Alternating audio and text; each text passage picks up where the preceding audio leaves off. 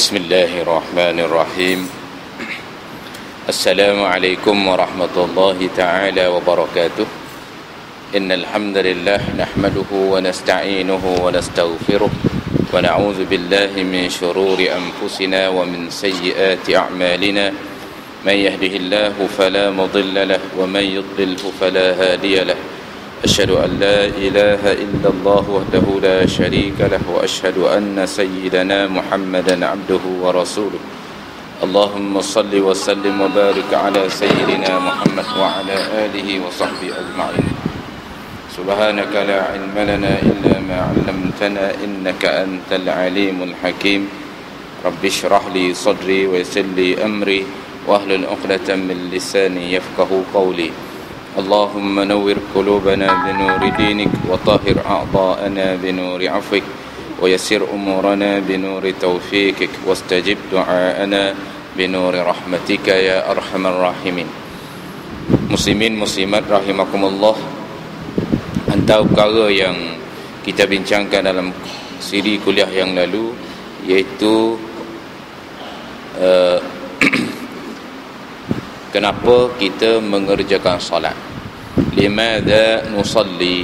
Kenapa kita mengerjakan solat? Yang pertama saya dah sebut dalam kuliah yang lalu, antaranya solat itu merupakan sebesar-besar rukun Islam selepas dua kalimah syahadah. Yang kedua, solat itu ialah tiang di dalam agama Islam. As-salah amud dinil Islam. Sembahyang itu merupakan tiang di dalam agama Islam. Yang ketiganya, iqtiranus salah bil faraid wal ibadat fil ghalib. Kenapa kita mengerjakan solat? Kerana yang keduanya, setiap amalan-amalan, setiap benda-benda yang fardu dan ibadah, kebanyakannya dalam Quran diiringi dengan solat. Di mana Allah Subhanahu wa taala berfirman, a'udzu billahi minasyaitonir rajim, wasta'inu bis sabri was salah, iaitu dalam surah Al-Baqarah ayat 153. Kamu mintalah tolong kepada Allah dengan sabar dan salat. Allah taala berfirman dalam surah Al-Baqarah ayat 43, wa aqimus salah wa atuz zakah, dirikan salat dan tunaikan zakat. Itu diiringi dengan zakat, diiringi dengan doa, kemudian ataupun dengan kesabaran daripada sudut akhlak. Kemudian Allah Ta'ala iringkan salat ini juga, kita tengok berserta dengan jihad, bersamaan dengan jihad. Allah Ta'ala berfirman, a'udzubillahi minasyaitanir rajim, ya ayyuhalladzina amanu ruk'u wasjudu wa'budu rabbakum waf'alul khair la'allakum tuflihun wajahidu fillahi haqqa jihadih. Surah Al-Hajj ayat 77 hingga 78. Surah Al-Hajj juzuk 17 ayat 77 hingga 78. Wahai orang-orang yang beriman, rukuklah kamu, irka'u, rukuklah kamu, wasjudu, sujudlah kamu, rukuklah kamu, sujudlah kamu, sembahlah Tuhan kamu, lakukan kebaikan, mudah-mudahan kamu mendapat kemenangan. Kemudian Allah Ta'ala berfirman, wajahidu fillahi haqqa jihadih, kamu berjihadlah di jalan Allah dengan sebenar-benar jihad. Maknanya solat diiringi dengan jihad. Jadi solat diiringi dengan zakat, solat diiringi dengan akhlak, itu kesabaran. Dalam kita menempuh ujian yang banyak hari ini, kita memerlukan kesabaran. Bukan sabar saja, bahkan kita kena banyakkan solat. Sama ada solat taubatnya, solat hajatnya, banyakkan solat. Kerana kita menempuh banyak perkara yang memerlukan kita sabar. Daripada hidup, keperluan hidup kita dalam rumah tangga, dalam pejabat, dalam pengurusan pentadbiran dan sebagainya, memerlukan sabar. Lalu Allah Ta'ala perintah kita ni as-salah, sabar dan salat. Yang kedua, zakat. Wa aqimus salata wa aqimus salah wa atuz zakah. Hendaklah kamu mendirikan salat, wa aqimus salah wa atuz zakah, dirikan salat dan tunaikan zakat. Maknanya kalau kita tunaikan zakat saja belum sempurna kalau kita tidak menunaikan salat. Ataupun kita tengok dalam ayat lain, bab jihad, sama juga Allah Ta'ala sebut tentang jihad. Tapi sebelum jihad, dalam surah Al-Hajj, Allah Ta'ala perintah supaya rokok pada dia, supaya sujud pada dia, supaya sembah dia. Kemudian wajahidu fillahi haqqa jihadih, kamu berjihadlah di jalan Allah Subhanahu wa taala dengan sebenar-benar jihad. Sebab itu dalam satu hadis, iaitu Siti Aisyah radhiyallahu anha ummul mukminin, dia diriwayatkan daripadanya bahwasanya Rasulullah sallallahu alaihi wasallam bersabda, "Salasun ahlifu alaihinna la yaj'alullah ta'ala man lahu sahmun fil Islam kaman la sahma lah, wa ashamul Islam salathah as-salah was-shaum waz-zakah." Nabi SAW bersabda, 3 perkara yang mana aku bersumpah dengan 3 perkara ni, Allah Subhanahu wa taala tidak menjadikan seseorang itu, Allah Subhanahu wa taala tidak menjadikan seseorang itu berada dalam bahagian Islam. Mereka tidak berada dalam bahagian dalam naungan Islam. Mereka tidak berada di dalam Islam seperti mana orang yang tidak ada langsung dalam bahagian Islam, seperti mana orang tidak ada bahagian dalam sesuatu perkara. Kemudian wa ashumul Islam, bahagian-bahagian Islam ni 3, iaitu solah, was-shaum waz-zakah, sembahyang, puasa dan zakat. Kemudian jadi kita nampak di sini maknanya solat ini ada satu perkara yang sangat besar, kerana diiringi dengan perkara-perkara yang Allah Ta'ala fardukan di dalam Al-Quranul Karim. Allah Subhanahu wa Ta'ala sebut tentang perkara-perkara fardu, kadang-kadang diiringi dengan amalan-amalan yang lain selain daripada fardu, iaitu amalul birri, iaitu amalan-amalan yang baik, kebajikan-kebajikan yang buat, diiringi juga dengan solat. Allah Ta'ala berfirman dalam surah Al-Mu'minun ayat 1 hingga 2, qad aflahal mu'minun alladzina hum fi salatihim khashi'un, sesungguhnya berjayalah orang-orang yang beriman, iaitu mereka yang mana salat mereka dalam keadaan khusyuk. Sehinggalah firman Allah Ta'ala dalam surah yang sama, ayat yang ke-9 surah Al-Mu'minun, walladzina hum ala salawatihim yuhafizun, berjaya juga mereka yang menjaga sembahyang mereka, jaga sembahyang mereka. Jadi amalan-amalan yang terdapat dalam surah Al-Mu'minun ni, qad aflahal mu'minun alladzina hum fi salatihim khashi'un walladzina hum 'anil lagwi mu'ridun walladzina hum lizakati fa'ilun walladzina hum li furujihim hafizun, iaitu ciri-ciri orang berjaya ni, antaranya orang yang menunaikan zakat, mereka yang jaga mereka, alladzina hum 'ala salat walladzina hum 'anil lagwi mu'ridun, dia menjauhkan daripada perkara-perkara lara. Kemudian dia walladzina hum li furujihim hafizun, dia menjaga kemaluan mereka, kehormatan mereka. Jadi akhir sekali Tuhan kata antaranya walladzina hum ala salawatihim yahafizun, mereka jaga sembahyang mereka. Berarti kita dapati dalam amalan-amalan kebaikan dibukai amalan-amalan yang baik, ditutupi amalan-amalan yang baik itu dengan solat. Maksudnya yang terdapat dalam surah Al-Mu'minun ni dibukai dengan apa? Dengan salat, dan diakhiri dengan salat. Ayat yang pertama, qad aflahal mu'minun, sesungguhnya berjayalah orang-orang yang beriman. Siapa dia? Alladzina hum ala salawatihim, alladzina hum ala salatihim, alladzina hum fi salatihim khashi'un, mereka yang khusyuk dalam sembahyang. Mula-mula sekali. Kemudian disebut lepas tu ciri-ciri orang beriman, misalnya orang tunaikan zakat, orang yang menjauhi daripada perkara-perkara lara. Kemudian ditutupi dengan solat juga, walladzina hum ala salawatihim yuhafizun, mereka yang jaga sembahyang. Berarti surah Al-Mu'minun ni dibukai dengan ciri-ciri orang yang berjaya ni, orang yang beriman yang dikategorikan sebagai orang berjaya, solat, diakhiri dengan orang yang solat. Di tengah-tengah tu disebutlah sifat sekian. Berarti kita nampak di sini betapa besar peranan melalui solat sendiri.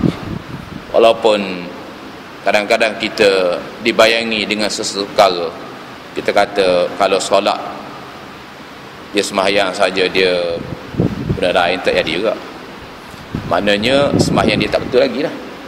Kalau dia kerja betul-betul solat dia sembahyang fardu, kemudian dia sembahyang sunat, kemudian dia solat taubat, kemudian dia betul-betul buat, kemudian dia menghayati solat tu sendiri, insya-Allah yang lain mudah dia nak buat.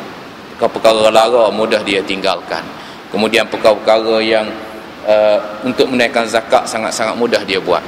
melalui betapa agungnya solat ini, di mana yang disebut di dalam Al-Quranul Karim. Yang seterusnya, solat ni kenapa kita mengerjakan solat?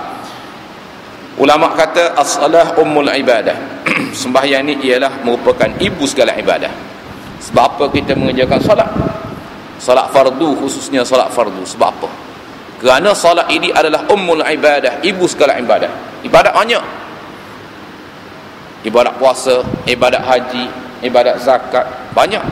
Tapi ibu segala ibadah iaitu solat. Kerana Allah Subhanahu wa taala telah mentaklifkan, telah meletakkan tanggungjawab kepada seseorang hamba ini, yang mana dia kena memikul tanggungjawab solat ni daripada sudut zahir, daripada sudut batin. Maknanya dia memikul ibadat solat ni dari sudut hati dia, merangkumi hati dia, merangkumi lidah dia, dan merangkumi anggota dia. Berbeza dengan amalan yang lain. Zakat, harta, dia tidak melibatkan lidah. Mungkin mula-mula tu je dia cakap, mungkin mula-mula aku tunaikan zakat sekat tu je. Tidak melibatkan, dia melibatkan anggota, beri sesuatu. Tapi kalau kita tengok dalam solat, kalau puasa lebih kepada tubuh badan. Dia tidak ada zikir khusus untuk puasa. Tapi solat ini ulama kata, oleh nak beritahu di sini bahawasanya ibu segala ibadat, dia merangkumi zahir dan batin. Zahir, pada sudut zahirnya kita angkat tangan, kita sujud, kita rokok. Pada sudut batinnya, apa benda? Merangkumi kita khusyuk.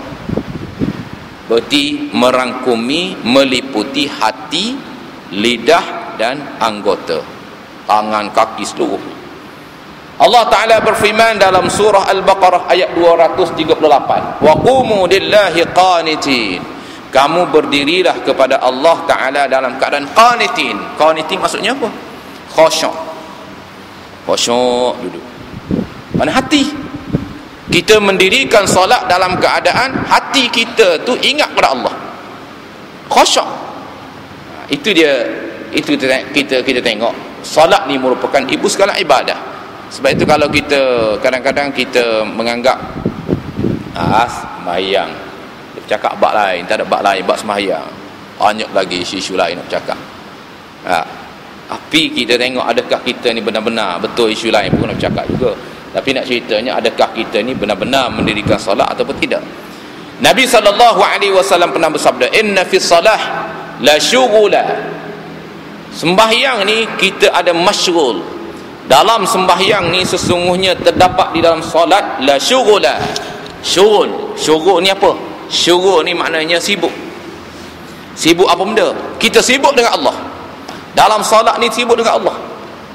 Lepas tu bila kita mendirikan solat, kita sebenarnya sibuk dengan Allah. Dalam hadis ni ulama kata, ayat yang saya baca tadi daripada ayat yang saya sebut daripada surah Baqarah, dalil daripada ayat yang mana Allah Ta'ala berfirman, maksud ayat yang saya baca tadi, hendaklah kamu dirikan solat dalam keadaan khusyuk. Qanitin itu maksudnya macam kita kunut. Qanitin khusyuk pada Allah Ta'ala, rendah diri kepada Allah, tawajuh, konsentrik kepada Allah. Jadi dalil daripada ayat ni, ceritanya sini ulama kata, fi babin ma yahrum 'ala al-musalli wa ma yajuzu lahu an yaf'aluhu fi salah, fa kullu ma yata'arad ma'a hal al-musalli al-khashi' al-qanit fala yajuzu fi'luhu fi salah. Dalil dia kata daripada ini menunjukkan bab yang menyatakan haram ke atas orang yang mengerjakan sembahyang, dan tidak boleh dia buat sesuatu dalam solat. Setiap perkara yang mana mendatangkan, memalingkan orang yang sembahyang tu, memalingkan khusyuk dia, maka tak boleh buat dalam solat. Yang memalingkan khusyuk tak boleh buat dalam solat. Sebab apa dalam Quran sebut wa qumu lillahi qanitin, kamu kena dirikan solat dalam keadaan khusyuk. Berarti sesuatu yang kat luar tu tak boleh buat. Dan perkara ni dibincangkan oleh ulama-ulama, hatta untuk menjadikan solat kita ni berdasarkan hadis, berdasarkan Quran yang Nabi sebut, ayat yang berdasarkan hadis dan Quran tadi. Nabi kata inna fis salah la syughula, sembahyang ni masyghul kita dengan Allah, sibuk kita dengan Allah Ta'ala. Baik, Allah ni siapa? Allah ni ialah raja segala raja-raja. Allah ni ialah raja segala raja-raja, yang buat kita, yang buat tangan kita, yang buat mata kita, yang buat lidah kita, yang buat otak kita, yang buat jantung hati kita. Kita tak minta pun dengan Allah Ta'ala supaya buat, Allah Ta'ala buat. Masya Allah. Kita tak minta pun dengan Allah untuk sediakan dua tangan, Allah beri. Kita tak minta pun supaya Allah Ta'ala jadikan fikiran kita waras. Dulu kita lahir dalam keadaan waras. Kalau kita tanya orang gila, kamu nak gila ke? Dia tak nak jadi gila. Tapi Tuhan takdirkan jadi gila. Masya Allah. Mampukah kita untuk mengelakkan daripada takdir? Tak mampu. Kalau kita tanya orang yang aksiden, orang apa, semua tak nak. Orang yang sakit, semua tak nak. Tapi Allah Ta'ala beri nikmat pada kita. Jadi siapa yang buat? Allah Ta'ala yang buat. Tuhan segala langit dan bumi. Rabbus samawati wal ardi wa ma bainahuma. Tuhan yang mempunyai langit dan bumi. Baik kita menghadap dia. Bila kita menghadap dia, Nabi kata inna fis salah la syughula, kamu duk sesuai kamu dalam sembahyang ni la syughula, kamu sibuk dengan Allah Ta'ala. Jadi kita dapat bayang macam mana kita kalau duduk dalam majlis bersama dengan VVIP, duduk dalam satu hall ataupun dalam satu dewan dengan VVIP. Bahagian protokolnya dia akan ajar kita, kaki duduk macam ni, kalau boleh telefon kena tutup, kerana nak dapat pingat telefon kena tutup. Kemudian kalau nak buang air, keluar ikut pintu sana. Macam mana cara dia? Bukan terus keluar begitu ya. Kalau ada emergency, ada cara dia. Masya Allah. Bukan terus buat macam tempat biasa, kerana apa? Boleh mengganggu konsentrasi orang. Lalu kita pun jaga peraturan, guideline, garis panduan semasa kita duduk dalam majlis. Bahagian protokol dia akan ajar satu supaya tidak kelangkabut majlis tersebut.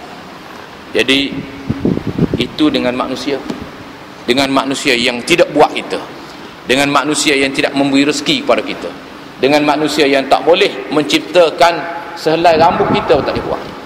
Tapi yang kita ni menghadap dengan Allah Subhanahu wa Ta'ala, ciptakan seluruh anggota tubuh badan kita. Sebab itu Nabi kata, kamu dalam solat ni inna fis salah la syughula, kamu dalam solat ni kamu masyghul, kamu sibuk kamu dengan Allah. Kamu sibuk dalam solat dengan Allah Subhanahu wa Ta'ala. Bila sibuk dengan Allah Subhanahu wa Ta'ala, lalu kita jangan sibuk dengan benda lain. Sebab itu kita dapati perkara-perkara ini sampai peringkat haram, tak boleh main-main. Allah Ta'ala sebut wa qumu lillahi qanitin, dirikan solat dalam keadaan patuh, ikut tertib dia. Mana jangan kita buat sesuatu sehingga, contohnya pergerakan kita jangan mudah dalam solat kita ni, pergerakan solat jangan kita banyak bergerak. Jangan kita banyak bergerak. Maknanya apa yang disebut oleh ulama, yang mana bila sebut tentang, dibincangkan oleh ulama tentang pergerakan dalam solat, pergerakan dalam solat yang mana ulama kata, kalau kita dalam mazhab Syafi'i lah, mazhab Syafi'i dia punya 3 kali berturut-turut. 3 kali berturut-turut. Jangan kita melangkah 3 kali, 1, 2, 3. Tak kenalah macam tu. Kalau nak bergerak juga, bergerak jangan 3 kali berturut-turut, sekali selangkah. Kita jangan ambil contoh, kat Mekah buat macam tu, jangan ikut. Jangan dia ikut style Mekah. Mekah tu semua ada belaka. Abu Jahal pun ada, Abu Bakar pun ada, unta pun ada, semua ada belaka dah. Jadi jangan ikut yang Nabi suruh, ikut yang panduan ulama-ulama kita, Imam Asy-Syafi'i rahimahullahu ta'ala, dan ulama-ulama kita yang hebat-hebat, ulama-ulama besar, imam-imam besar, imam-imam mazhab. Kalau kita tengok mazhab Syafi'i kata 3 kali berturut-turut batal solat, kita berkata tak apa, biarlah batal, jangan kita buat macam tu, dia jadi berdosa. Sedangkan kita duduk dalam majlis majlis orang-orang kenamaan, kita jaga peraturan dia. Bagaimana pula dalam kita menghadap Allah Subhanahu wa taala, dalam majlis yang hanya untuk manusia saja kita jaga peraturan.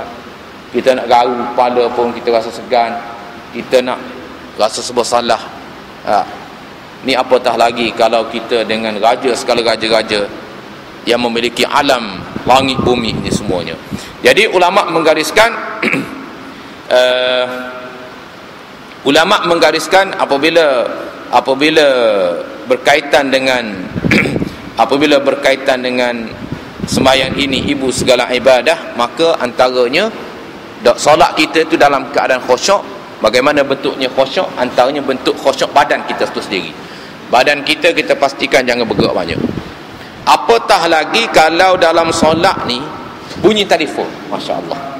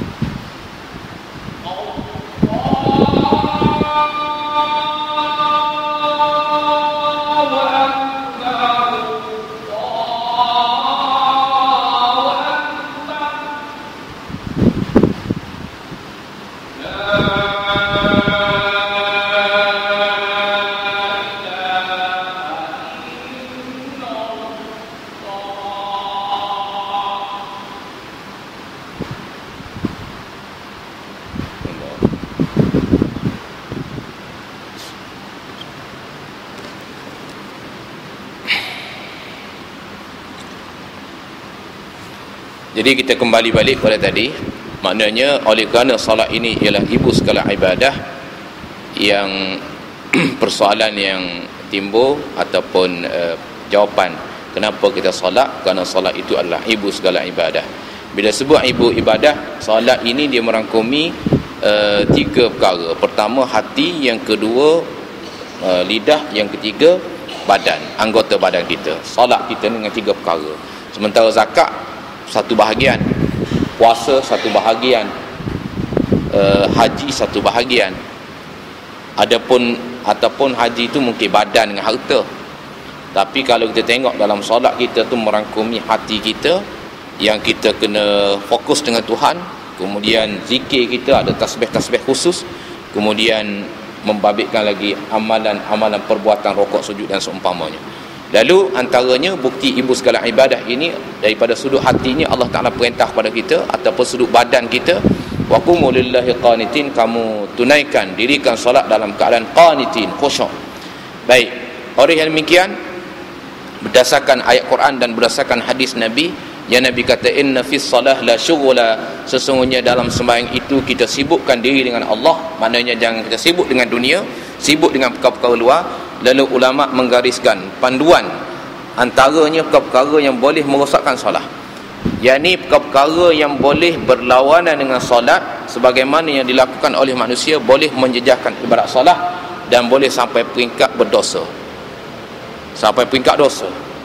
Kerana Nabi sebut inna fis salah la syughla, kita dalam solat ni masyghul kita dengan Allah, sibuk kita dengan Allah. Baik.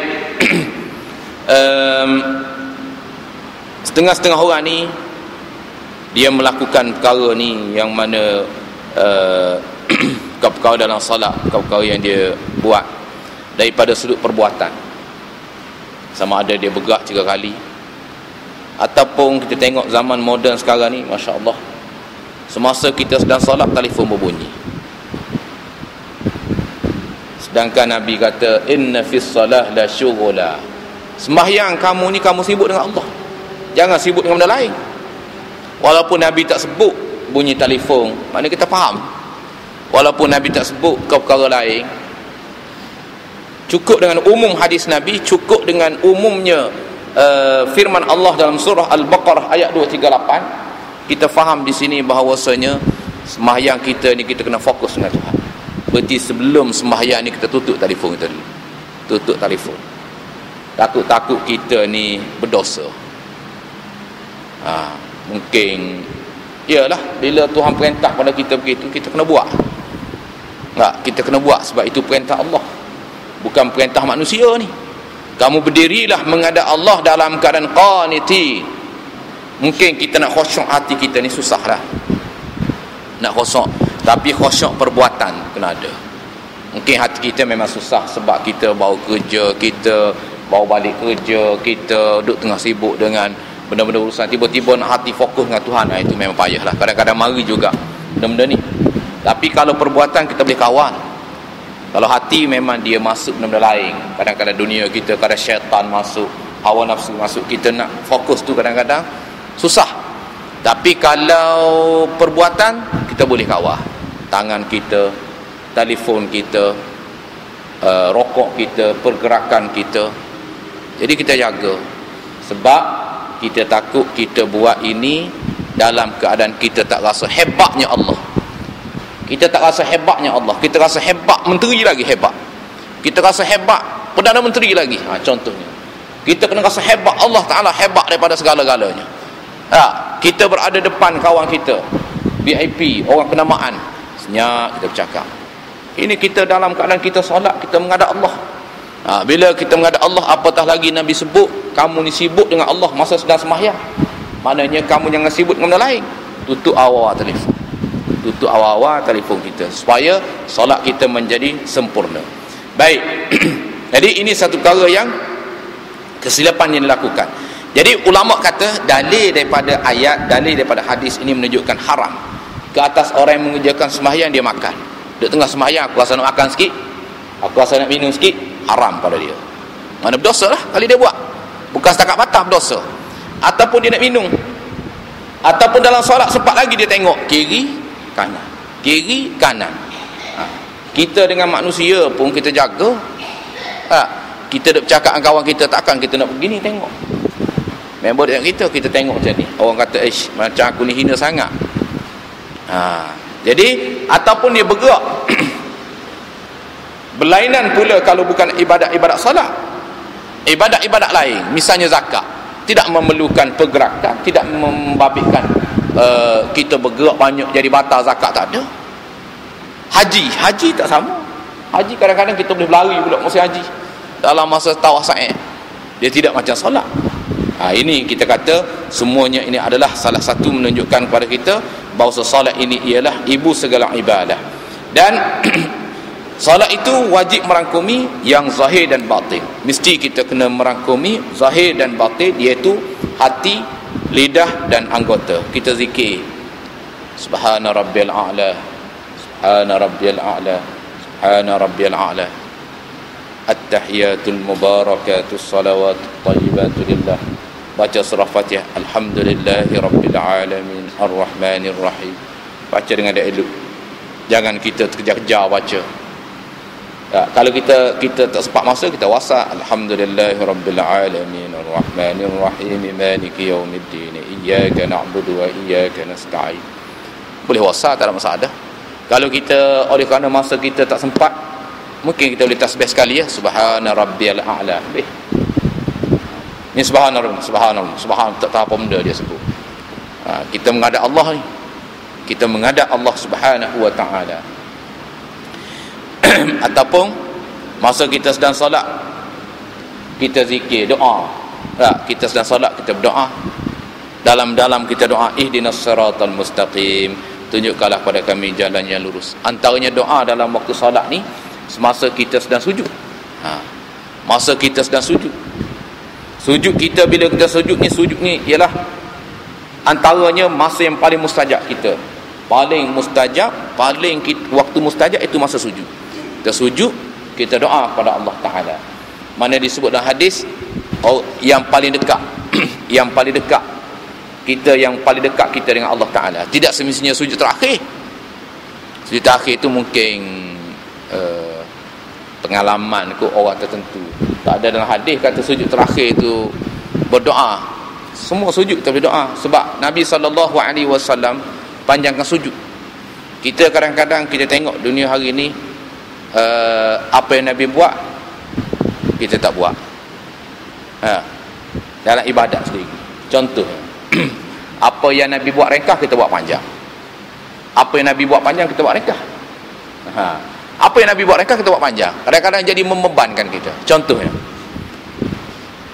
Nabi SAW lepas solat, Nabi zikir mudah ya.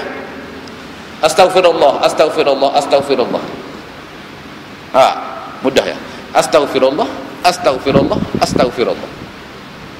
Kita tarik panjang, astaghfirullahalazim alladzi la ilaha illa huwal hayyul qayyum wa atubu ilaih. Bukan tak boleh, boleh buat, tak ada masalah. Tapi masa tak sempat Okey. Kemudian lepas solat, Nabi sudah tu Nabi baca istighfar, la ilaha illallah wahdahu la syarikalah, sekurang-kurangnya 3 kali. Mungkin kalau maghrib dan maghrib dengan subuh. Maghrib, subuh 7 kali, 10 kali. Kalau waktu lain kita boleh buatlah 3 kali ya. Kemudian Allahumma antas salam. Yang ni mungkin tak sempat lah kalau kita kerja, ataupun kita buat sekali ya. Allahumma antas salam minkas salam wa ilaika a'udu salam hayna rabbana bis salam wa adkhilnal jannata daras salam tabarakta rabbana wa ta'ala ya dzal jalali wal ikram. Itu hadis doa panjang sangat. Yang Nabi buat Allahumma antas salam wa minkas salam tabarakta ya dzal jalali wal ikram. Pendek kita tarik panjang sangat sampai tak sempat nak berdoa lepas solat lah, panjang sangat. Lepas itu ayat kursi Nabi tak tinggal. Dalam hadis Nabi SAW bersabda, siapa-siapa yang baca ayat kursi selepas solat, dia berada dalam jagaan Allah. Setiap antara solat dengan solat, Tuhan jaga dia. Kita tak tahu apa benda nak berlaku kepada kita ni, dengan syaitannya, dengan apa benda musibah. Kita baca ayat kursi selepas solat fardu, bukan solat sunat, selepas solat fardu. Jarang orang buat, terutama kalau waktu zuhur, jarang orang buat.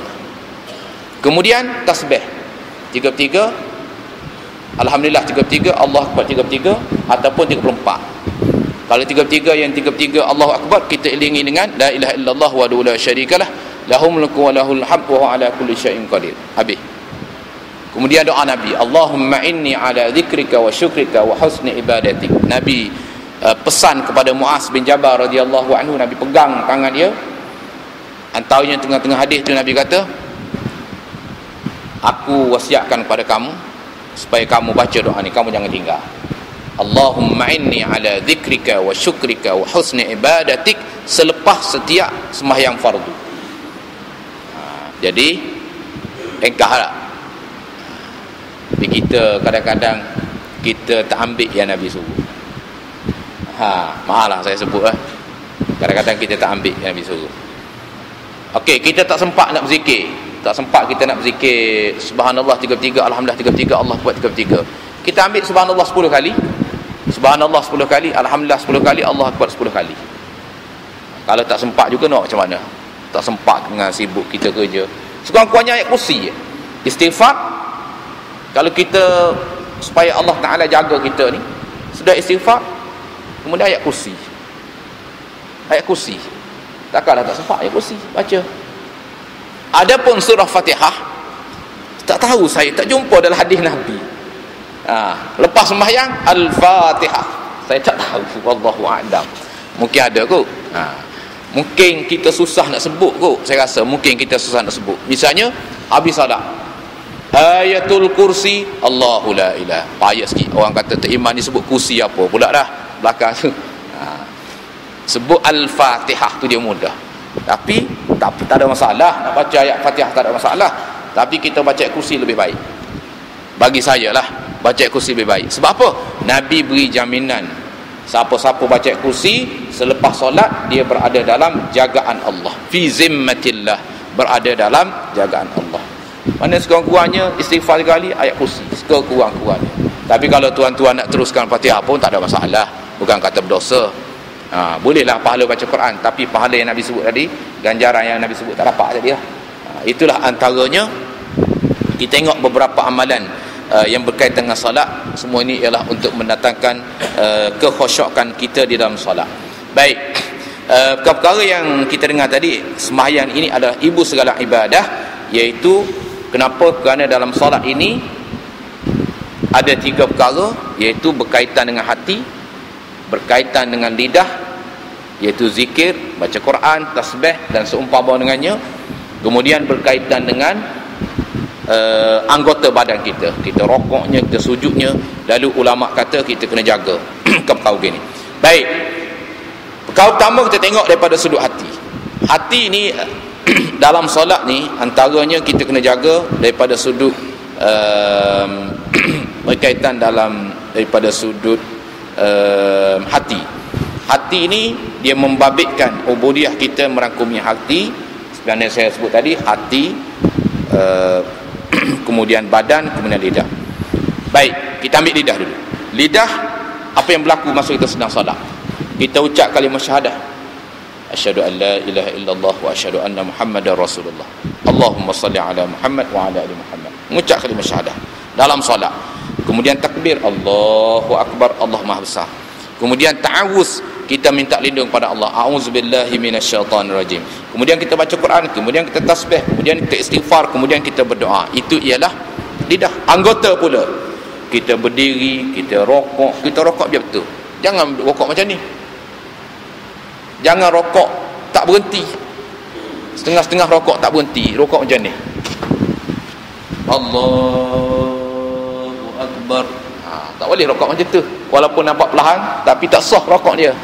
Bila rokok dia tidak sah, makna batal sembahyang dia. Dia kena berhenti, rokok kena berhenti orang. Kena ada dia panggil tamak ni dah. Kemudian rokok, kemudian sujud i'tidal. Yang ni kena detail sikit ni lain kali. Kemudian duduk daripada sudut akal pula, daripada sudut akal. Dalam solat kita kena tafakkur, fikir kebesaran Allah, fikir keagungan Allah, fikir dosa yang kita buat. Kemudian tadabbur, memahami makna-makna yang terdapat, bacaan-bacaan yang kita baca tu, biar kita tadabbur setiap ayat tersebut, dan kita faham dan kita menghayati.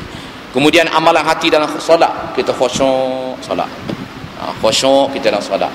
Rendah diri kita solat. Kemudian biar rasa hati kita riqah, halus. Kita rasa tenang hati kita dalam solat. Kalau kita duduk padang bola tak rasa tenang, serabut kepala, seronok tapi serabut. Depan TV pun tak khusyuk. Tapi dalam solat tenang, riqah, halusnya hati kita terasa. Kehalusan jiwa. Kemudian rasa takut pada Tuhan. Itu amalan hati dan salat. Kemudian rasa tamak. Tamak ni rasa nak dapat ganjaran yang Allah Ta'ala kurniakan. Kemudian rasa sedap. At-talazzuz. At-talazzuz tu maksudnya rasa ataupun amalan hati lagi rasa rendah diri, kemudian nangis. Maksudnya kita dalam solat ni jangan kita sengaja menangis, jangan sengaja menangis. Dia kalau sampai peringkat kita mudah mengalir air mata. Itulah antaranya beberapa perkara yang terdapat dalam solat. Masa yang tidak mengizinkan, insya-Allah saya akan sambung lain kali. Kenapa kita mengerjakan solat? Itu soalan tajuk kuliah pada hari ini dan yang seterusnya. Kenapa kita mengerjakan solat? Jadi kalau tak silap saya sudah sebut tadi 3 perkara. Pertama, kenapa kita kerjakan solat? Sembahyang adalah sebesar-besar rukun Islam selepas kalimah syahadah. Yang kedua, sembahyang ialah tiang agama. Yang ketiganya, sembahyang ialah sembahyang diiringi dengan amalan-amalan fardu dan amalan-amalan kebajikan yang lain. Kemudian yang terakhir yang saya sebut tadi, sembahyang ialah ibu segala ibadah. Akan datang kita tengok lagi banyak lagi jawapan kenapa kita mengerjakan solat. Mudah-mudahan Allah Ta'ala pilih kita, letakkan kita di kalangan hamba-hambanya yang sentiasa mengerjakan solat, sama ada fardu ataupun sunat. Sekali itu saja. Wabillahi taufiq wal hidayah. Wassalamualaikum warahmatullahi wabarakatuh. A'udzubillahi minasyaitonir rajim. Bismillahirrahmanirrahim. Alhamdulillahi rabbil alamin, wassalatu wassalamu ala rasulihil karim wa ala alihi wa sahbihi ajma'in. اللهم اختم لنا بحسن الخاتمة ولا تختم علينا بسوء الخاتمة. اللهم إنا نعوذ بك من الشك والشرك والشقاق والنفاق وسوء الأخلاق وسوء المنظر والمنقلب في المال والأهل والولد. ربنا آتنا في الدنيا حسنة وفي الآخرة حسنة وقنا عذاب النار. وصلى الله على سيدنا محمد وعلى آله وصحبه أجمعين. الحمد لله.